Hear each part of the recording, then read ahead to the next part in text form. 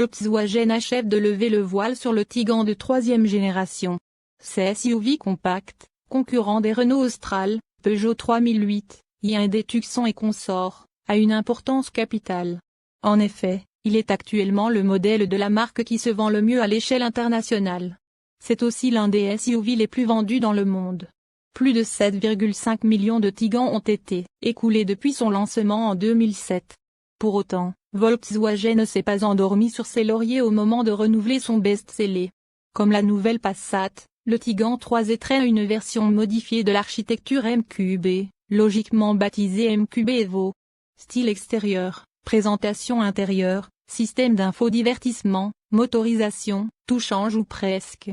Épousant la nouvelle philosophie esthétique de Volkswagen, ce Tiguan se rapproche des modèles électriques de la marque dans son allure mais aussi, en corollaire, dans ses performances aérodynamiques. Il abandonne l'aspect statutaire et les nervures presque rectilignes de son prédécesseur au profit de formes plus douces. Son centre de gravité visuelle se situe plus en hauteur, ce qui est en partie dû à une proue rehaussée. Les feux avant, affinés mais s'élargissant vers l'extérieur par un décroché de leur partie inférieure, sont liés par un fin bandeau noir en arc de cercle soulignant le bord plongeant du capot.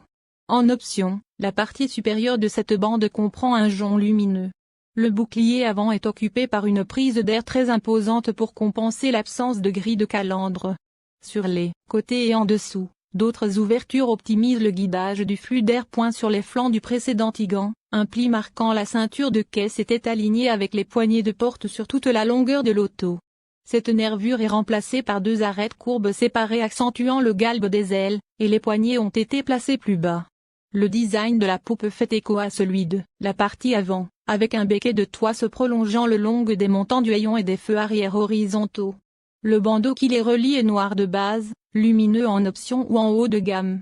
On retrouve des protections noires sur les bas de caisse du véhicule.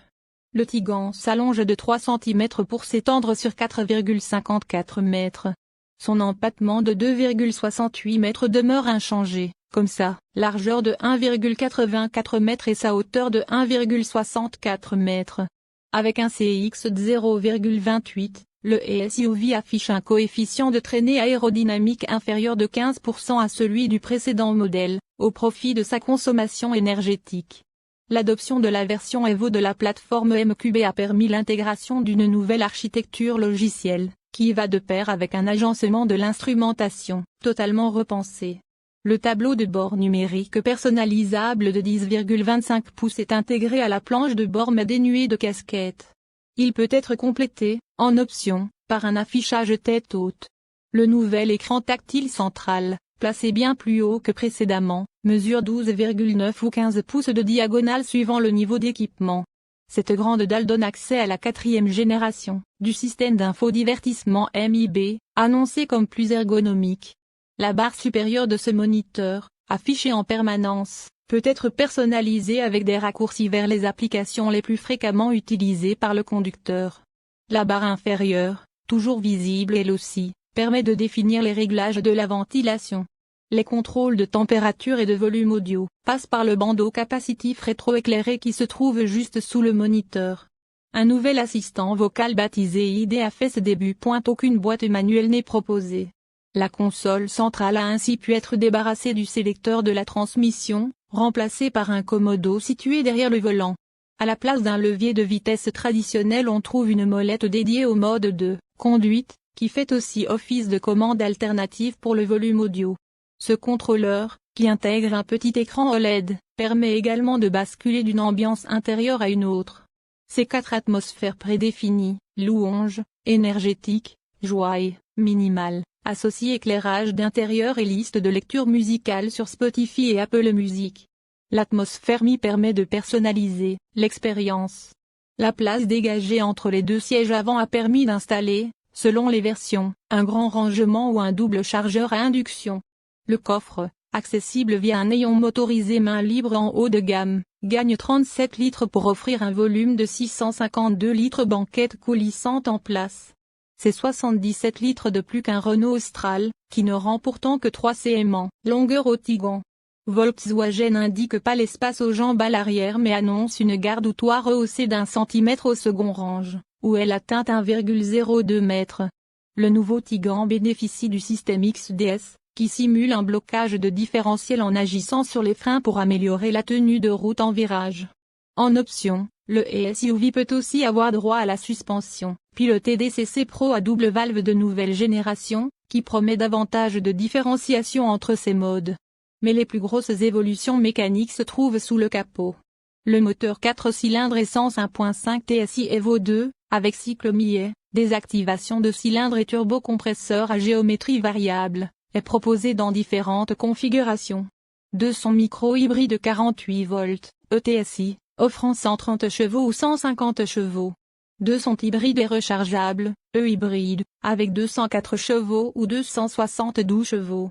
Ces deux dernières variantes disposent d'un moteur électrique de 115 chevaux intégré à la boîte de vitesse EDSG à 6 rapports et d'une batterie de 19,7 kWh net. C'est 9,1 kWh de plus que le précédent Tiggan E-hybride. De quoi doubler l'autonomie en mode électrique, puisque celle-ci atteint environ 100 km d'après le constructeur. En outre, la puissance de charge sur courant alternatif passe de 3,6 à 11 kW, et ce nouvel accumulateur accepte la recharge rapide sur courant continu avec une puissance maximale de 50 kW. L'inconvénient de cette batterie est son encombrement, car elle réduit le volume du coffre à 490 litres, sous tablette. Cela reste 14 litres de plus que dans la génération précédente du Tiggan à brancher. Des motorisations purement thermiques en essence, TSI, comme en diesel, TDI, complètent la gamme, de même qu'une transmission intégrale sur certaines versions. Celle-ci permet au véhicule de tracter jusqu'à 2300 kg. Dans sa finition de base nommée Tiggan, le SUV allemand dispose d'une climatisation automatique monozone, du tableau de bord numérique, de 2 ports USB-C, d'une connectivité Car 2X, de feux à LED, d'une caméra de recul, mais aussi des assistances au maintien et au changement de voie, entre autres. En montant en gamme parmi les 3 autres configurations proposées, on peut bénéficier du régulateur de vitesse adaptatif, du stationnement semi-autonome piloté depuis un smartphone ou encore des projecteurs matriciels IQ Light. Ces feux intelligents peuvent par exemple projeter un tapis lumineux sur la voie de circulation ou un éclairage spécifique dans des passages étroits. Économie de carburant et MPG réel. Le Tiggan 2024 est raisonnablement efficace pour le segment, offrant jusqu'à 44 km pour gallon en ville et 55 km pour gallon sur autoroute selon les estimations de l'EPA. L'ajout du système de traction intégrale 4 motions entraîne une légère pénalité, soit 35 km pour gallon en ville et 50 km pour gallon sur autoroute. Soustrayez 2 km pour gallon supplémentaires dans les 2 mesures pour la version haut de gamme SE et l'Airline. Notre essai du Tiggan 2024 avec transmission intégrale 4 motions a donné une consommation combinée de 45 km pour gallon. Nous n'avons pas encore eu l'occasion de soumettre le Tiggan à notre test d'économie de carburant sur autoroute à 120 km/h, mais nous mettrons à jour cette histoire avec les résultats lorsque nous le ferons. Pour plus d'informations sur l'économie de carburant du Tiggan, visitez le site web de l'EPA. Safety Volkswagen Tiggan 2024, frein anti-blocage. Les freins ABS détectent automatiquement lorsqu'un pneu cesse de tourner lors d'un freinage extrême et modulent la pression de freinage pour permettre au pneu de tourner. Cela augmente la capacité du véhicule à tourner lors du freinage. Contrôle de stabilité. Le contrôle de stabilité détecte automatiquement lorsque les limites de maniabilité du véhicule ont été dépassées et réduit la puissance du moteur et applique certains freins pour empêcher le conducteur de perdre le contrôle du véhicule. Coussins gonflables frontaux. Les airbags frontaux pour le conducteur et le passager ont été conçus pour protéger la tête en cas de collision frontale. Coussins gonflables latéraux. Les airbags latéraux pour les sièges avant ont été conçus pour protéger le torse lors d'une collision latérale. Airbag aérien.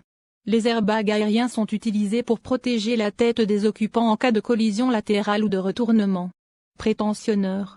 Les prétensionneurs de ceinture de sécurité resserrent automatiquement les ceintures de sécurité pour placer l'occupant dans la position assise optimale lors d'une collision. Système de sécurité. Le véhicule est équipé d'un dispositif de blocage de l'allumage qui empêchera le moteur de démarrer si la clé d'origine correcte du fabricant n'est pas utilisée. La version Airline au look sportif se reconnaît à ses boucliers, à ses sièges semi-baquets, ainsi qu'à ses bas de caisse et autres détails extérieurs noirs brillants. Le Volkswagen Tiguan 3e du nom sera commercialisé en février 2024. Son prix de base a été fixé à 36 600 en Allemagne. On peut espérer une entrée de gamme juste sous les 40 000 en France. Le Tiguan Space ne sera pas reconduit sous ce nom. Il sera remplacé par un nouveau SUV familial nommé Tayron, reposant également sur la plateforme MQB Evo et prévu pour le printemps 2025 selon